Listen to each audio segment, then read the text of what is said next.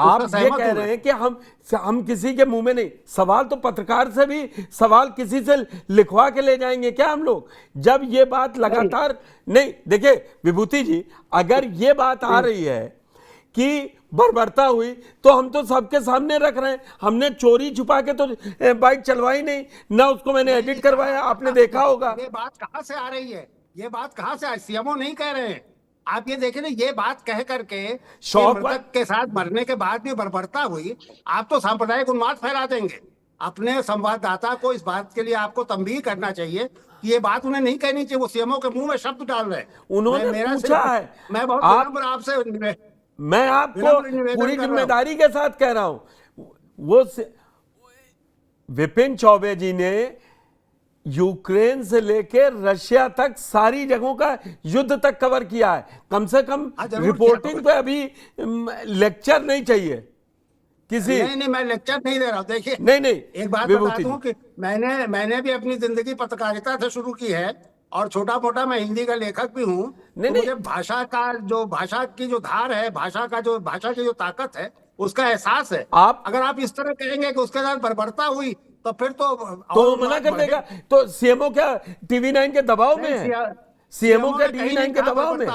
आप सीएमओ का फिर से सुनिए। सीएमओ ने कहीं नहीं कहा बर्बरता हुई। सीएमओ ने कहा कि उसे गोली लगने से उसकी मृत्यु हुई है, और बाकी जो नाखूनों में कहीं चोट आई है, सर में आई है, वो तो जब बॉडी गिरेगी तो शरीर में बहुत सारी जगहों पे चोट आ सकती है।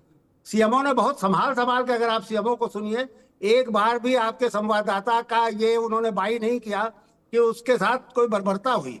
और खासतौर से मरने के बाद कहा जा रहा है। अच्छा, अगर मेरे संवाददाता ने ईमानदारी से पूछा, क्योंकि सोशल मीडिया में कुछ छुपता नहीं है ना, ये चल रहा था उसके साथ बर्बरता नहीं हुई है, तो और बर्बरता हुई, दोनों लोग चला रहे थे, तो हमने सीएमओ जैसे जिम्मेदार पद पर पूछा। ये नहीं कोई नेता से बाइट दिलवाई हो, कोई बीजेपी मंत्री से बाइट दिलवाई हो, नहीं। पर सीएमओ ने नहीं कहा। एक बार फिर सुनिएगा आप, समय आपके पास उतना नहीं, मैं अभी चलवा दूंगा, लेकिन पूजा जी, सीएमओ ने नहीं कहा। पूजा जी, पैनल में जो लोग बैठे हैं सबको सुनवा के आप पूछ लीजिए सीएमओ ने क्या ये बात कही है। मैं एक बार फिर से कहता हूं, बाइट चलवा लीजिए। बार मुंह में शब्द डालने के बाद भी सीएमओ ने बात नहीं।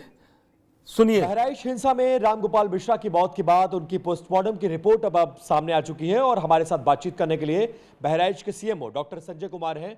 सर, उस रिपोर्ट में कई सारी बातों का जिक्र किया गया है और ये बताया गया है कि न सिर्फ गोली बस नहीं मारी गई है, बल्कि तड़पाया भी गया है, मारा भी गया है। क्या फाइंडिंग्स हैं पोस्टमार्टम की रिपोर्ट में?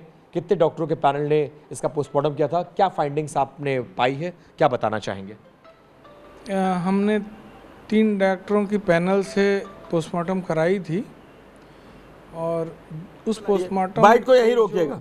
जो मुझे जानकारी मिली है, सुना आपने, जो रिपोर्टर पर सवाल था, मैंने इसीलिए बाइट रुकवाई। आपको कहीं से ये पत्रकारिता में लगा कि सीएमओ को दबाव डलवा रहे थे? नहीं, जो मैं इसीलिए सुनवाया। बार ये कहलवाया जा रहा है। अरे अब कहलवाया जा रहा है, नहीं, ये जरा सुनिए तो। मैंने सुनवा दिया आपको कि आपकी फाइंडिंग्स क्या कहती हैं, आप क्या कहना चाहेंगे। हमने ये बिल्कुल नहीं कहा कि आप ये कह दीजिए, फिर ये दो तरफा बात होगी ना विभूति जी। पैनल में और लोग भी बैठे हैं। मैं आ रहा हूं, मैं पूजा जी चलिए आगे चले, आप आगे। पूजा जी, आपको ये कैसे, लाल बिहारी मिश्रा जो विधान परिषद के नेता हैं विरोधी दल, उनको ये लग गया कि इसमें गलती बीजेपी वालों की ही है? आज वो गए थे वहां और उन्होंने दावा किया रामगोपाल मिश्रा की जिम्मे गलती थी। मैं पूजा जी आपसे ये समझना चाह रहा हूं, ये आप लोग कहां से सारा ज्ञान पा जाते हैं? देखिए, जो है, पहली बात तो जो घटना घटित हुई है बहुत दुखद घटित हुई है। आप दुर्घटना घटित बता रहे हैं और आपके जिम्मेदार नेता कह रहे हैं कि रामगोपाल मिश्रा ही जिम्मेदार था, एक जान चली गई। देखिए जी, मुझे काफी जैसे डिबेट चल रहा था और उसमें ये डिस्कशन हो रहा था कि गोली कहाँ लगी, कैसे लगी, क्या बर्बरता हो, तो मुझे परेशानी हो रही थी क्योंकि यहाँ पे एक बच्चे की जान चली गई। नफरत की भेंट जो है एक युवा चढ़ गया हुआ है। और ऐसा नहीं है ये कि ये पहली घटना हो रही है। आपने देखा होगा हरियाणा में भी आर्यन मिश्रा से नफरत की भेंट चढ़ गया हुआ था। उसमें तो ना तो हिंदू था ना तो मुस्लिम था। बस नफरत और वहम था, और उसमें जो है गोली मार करके हत्या कर दी गई हुई थी, ये समझ करके कि वो मुस्लिम व्यक्ति है या फिर गौ तस्कर है, जो भी रहा हो। तो ये पुष्कर जी तब क्वेश्चन मार्क हो जाता है। मैं कहूंगी इसके लिए, अगर प्रशासन फेलियर है, प्रशासन किसके अंडर में है? सरकार के अंडर में है। और प्रशासन फेलियर तो साफ साफ दिखता है कि प्रशासन फेलियर। अगर जो लोग कहते हैं ये कि सवाल प्री मैंने प्लान था, शायद तो पहली प्रशांत बात जी से सबसे पहले लिया, पूजा जी, कि प्रशासन का फेलियर था तो उन्होंने कहा सारी कार्रवाइयां होंगी। मैं आपसे पूछ रहा हूं कि समाजवादी पार्टी के नेताओं को, जिम्मेदार नेताओं को, आप भी प्रवक्ता हैं, आप भी जिम्मेदारी से जवाब दीजिए कि कैसे मालूम पड़ गया कि रामगोपाल मिश्रा ने ही शुरुआत की थी? पत्थरबाजी तो हुई, डीजे पहले बजा, फिर नारेबाजी हुई, उसके बाद पत्थरबाजी हुई, तब वो अंदर चढ़ गया। पार्टी ये नहीं, समाजवादी पार्टी ये नहीं कह रही है कि उसके लिए जो है कोई व्यक्ति जिम्मेदार था। हम कह रहे हैं उसके लिए जो है संवैधानिक पद पर बैठे हुए माननीय मुख्यमंत्री जी जिम्मेदार हैं, संवैधानिक पद पर बैठे हुए माननीय प्रधानमंत्री जी जिम्मेदार हैं। जब ये संवैधानिक पद पर बैठ करके असंवैधानिक बयान देते हैं, ये कहते हैं बटेंगे तो कटेंगे, आप बताइए कौन सा सौहार्द बांट रहे थे? नहीं, उन्होंने कहा कि उन्होंने ये, मैं आ रहा था, मैं जान रहा था कि हर पार्टी के पास अपना अपना तर्क है। आपने तुरंत ही बता दिया बटेंगे तो कटेंगे। एकजुटता कहां खराब है? ये क्यों का जाति में बांटने की बात क्यों कही जाए? जब इस पे क्वेश्चन पूछना चाहिए था कि एकजुटता कहां नहीं है, तो आप लोग तब जो है अभी पूजा जी, वैसे तो मैं अपनी डिबेट में मेरे साथ बिलाल जी भी बैठे हैं, विभूति जी भी पहले बैठ चुके हैं, रुद्र जी भी और प्रशांत जी भी। नफरत फैला हुआ, अगर ये नफरती बयान चलेगा, संवैधानिक पद पर, धर्मगुरु नहीं है, शंकराचार्य नहीं है कि शंकराचार्य होंगे, वो संवैधानिक पद पे हैं, वो जो है संविधान भी कहता है जाति में बांटने की जरूरत नहीं है समाज को। उनको ये कहने की जरूरत नहीं कि कौन बढ़ रहा था कौन कट रहा था। वो कहते हैं समूचा देश एक है, हम सब साथ में रहेंगे, सौहार्द से रहेंगे। तो वो धार्मिक राजनीति कर रहे थे। जब उन्होंने नाम की राजनीति चालू की, तब भी प्रश्न नहीं पूछा गया, तब भी विपक्ष ही पूछ रहा था, वो सुप्रीम कोर्ट ने ऑर्डर दिया। आप जहर घोल रहे हो और आपके जहर बड़ी चल रहे हैं। जो नौजवान युवा है उनकी चिंता करनी चाहिए कि इनके जो है, मुझे तो लगता है कि भाजपा एक गिद्ध की प्रवृत्ति में आ गई है। पुलवामा पे अटैक होता है तो शहीदों के नाम पे जो है वोट मांगने लग जाते हैं। कोविड में लाशों की जो है नदियां बहा करके ठीक है। प्रशांत जी, अगर हैदराबाद गए थे, पश्चिम बंगाल गए थे, तो आपको पुलवामा जाना चाहिए था। लेकिन बिलाल जी, आपको क्या लगता है प्रशासनिक फेलियर और इन सब पर बात से दूर अब बात पॉलिटिकल माइलेज के लिए चल रही है? आपको नहीं लग रहा है दोनों पार्टियों में? और पुलिस इसमें पिसती है या प्रशासन पिस रहा है? वही ADG law and order Amitabh Yash को सड़कों पे उतरना पड़ता है पूरी रात। जो एसपी वृंदा जी हैं वो गश्त करती हैं प्रोटेक्टेड जैकेट के साथ। तो प्रशासन के लोग तो मेहनत कर ही रहे हैं। फेलियर नहीं देख पाएंगे जी। पूजा जी, आपका नेटवर्क कुछ कम है तो आवाज कट के आ रही है।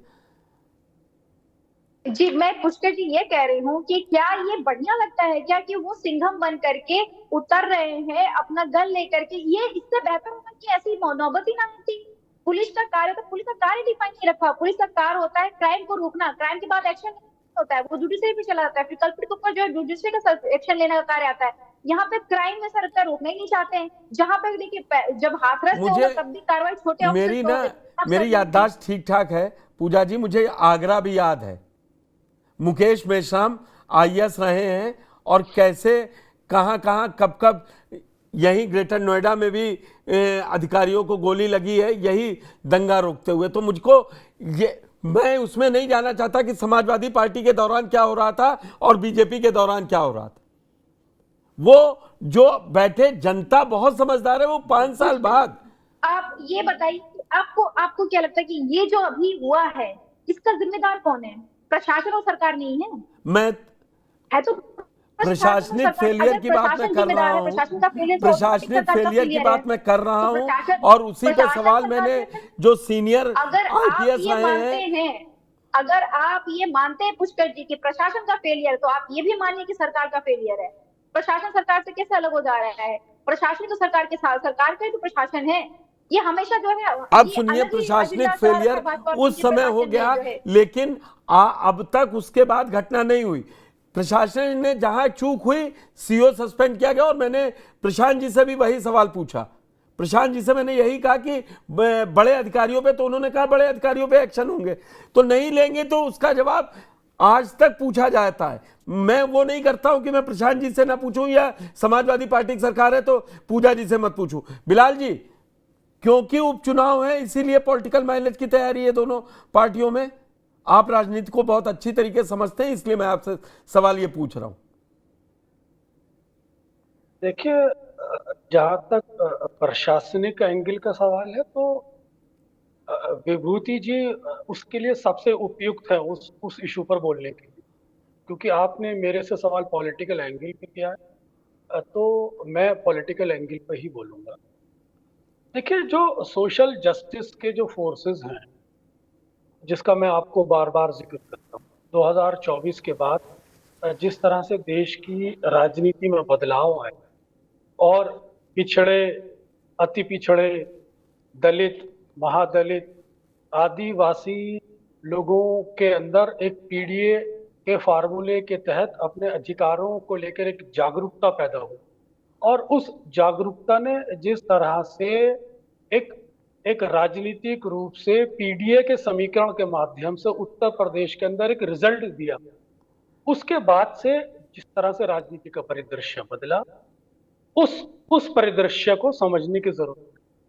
उस परिदृश्य में भारतीय जनता पार्टी के स्ट्रेटेजिस्ट को यह महसूस हुआ कि ये पॉलिटिक्स, देश की पॉलिटिक्स, अगर बहुसंख्यक हिंदू समाज, जिसको मैं आदिवासी, पिछड़ा, अति पिछड़ा और दलित, महादलित, जो बहुसंख्यक हिंदू समाज है, इसके पास ना चली जाए, ये सनातनी अल्पसंख्यक हिंदुओं के हाथ से ना निकल जाए। आप और अलग बांट दीजिए, आप हिंदू में भी बंटवारा कर दिए, अल्पसंख्यक हिंदू और बहुसंख्यक हिंदू। तो 2024 के बाद से आपने देखा होगा कि सबसे पहला बयान जो आया, क्योंकि आप पॉलिटिकल आपने पूछा, तो इसलिए आपको मैं सारी पॉलिटिकल बातें आपको याद दिला रहा हूं, और फिर आप उसको सामने रखते हुए खुद डिसीजन लीजिएगा, और मैं उम्मीद करता हूं मुझे डिस्टर्ब ना किया जाए जी। तो 2024 के चुनाव के बाद जो सबसे पहला बयान आया वेस्ट बंगाल के प्रदेश अध्यक्ष भारतीय जनता पार्टी का आया, सुदीप बंदोपाध्याय। उन्होंने कहा कि अब हम सबका साथ, सबका विश्वास में विकास। सुदीप बंदोपाध्याय शायद नहीं, सुदीप मजूमदार हैं वो। सुदीप बंदोपाध्याय टीएमसी के लीडर हैं। सुदीप मजूमदार है। उसके बाद आपने देखा होगा असम के चीफ मिनिस्टर हेमंत विश्व शर्मा का बयान आया, वो एक कॉमनल लाइन पर था। फिर आपने उसके बाद देखा होगा मध्य प्रदेश के मुख्यमंत्री मोहन यादव का बयान आया, वो कॉमनल लाइन पर था। उसके बाद आपने देखा होगा योगी आदित्यनाथ जी के ऐसे डिसीजन आए जिसका खुद विरोध भारतीय जनता पार्टी के घटक दलों ने किया, वो एक पोलराइजेशन का एंगल पे हुआ। उसके बाद आपने देखा होगा कि आपके सरधाना के भारतीय जनता पार्टी के एक्स विधायक संगीत सोम का एक बयान आया, कॉमनल लाइन पर था। फिर उसके बाद लास्ट में आपने देखा होगा कि यति नरसिंह बिलाल जी बीच में भूल गए, फिर आप कहेंगे काट दिया पुष्कर जी आपने। और मैं एक ब्रेकिंग भी लूंगा, और लेकिन एमएलए ने क्या कहा कि चिंता ही मत कीजिए, मुसलमानों की जनसंख्या बढ़ रही है। ये सारा का सारा पुष्पिंदर जी एक माहौल बना रहा था। उस माहौल के अंदर हालात ट्रिगर ऑफ हो गए, और उस माहौल ने इस घटना को अंजाम देने के लिए मजबूर किया, जिसके चलते एक सांप्रदायिक राजनीति ने एक भोले वाले व्यक्ति की भेंट ले ली।